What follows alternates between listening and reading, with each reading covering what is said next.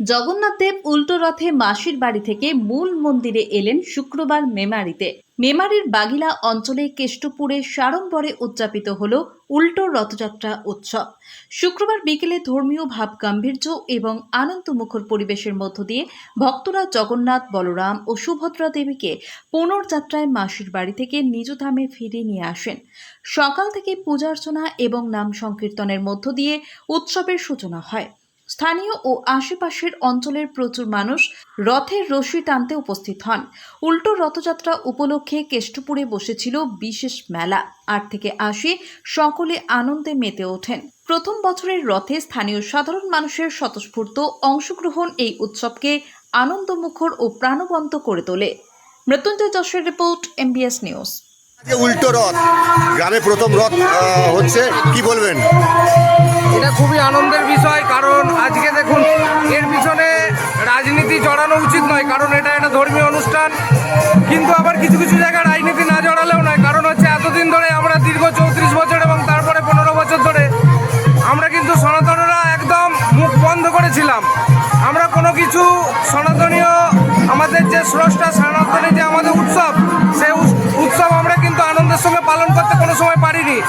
কারণ উগ্রবাদী বা মৌলবাদী সরকার, যে সরকার 15 বছর ধরে আমাদের সনাতনদের আটকে রেখেছিল, আমাদের মুখ বন্ধ করে রেখেছিল, সেই সরকার আজকে উৎখাত হয়েছে। আজকে নতুন সরকার এসছে, সেই সরকার আসার ফলে আজকে আমরা কি করেছি, সনাতনরা সকলে এক হয়ে সকল সনাতনী উৎসব আমরা পালন করতে পারছি। আজকে উল্টো রথ আমাদের কৃষ্ণপুর গ্রামের অপূর্ব সংঘ পরিচালনায় এই রথ আমাদের এবছরে প্রথম। এই রথে গোটা গ্রামের মায়েরা বেরিয়েছে, সকল পুরুষেরা আছে, আমাদের বাবার বয়সী সকল মানুষের আছে, গোটা গ্রামবাসী মিশে আমরা এক আনন্দ উৎসব পালন করছি। কি বলবেন? আজকে কে এসছে?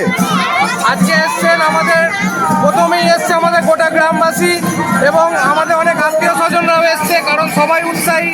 সনাতনের এই যে বড় একটা রথযাত্রা, জগন্নাথ দেবের যে রথযাত্রা, সেই উৎসব উল্টো রথ সবাই আনন্দ উদযাপন করার জন্য এসছেন। আমাদের বিশেষ অতিথি আজকে আছেন এখানে আমাদের সনাতনী ধর্মের এক হিন্দু নেতা, যাকে প্রথম যার পরিচয় হিন্দু নেতা এবং বিজেপির বর্তমান বিজেপির আইকন মাননীয় বিশ্বদেব ভট্টাচার্য মহাশয়। গ্রামের মানুষকে কি বলবেন? গ্রামের মানুষকে বলার কিছু নেই, কারণ আমিও এই গ্রামের, একটাই বলার বার্তা যে সকল সনাতনীরা এক হোক, সকল সনাতনীরা এক হয়ে কাঁধে কাঁধ মিলিয়ে একসঙ্গে আমাদের চলতে হবে।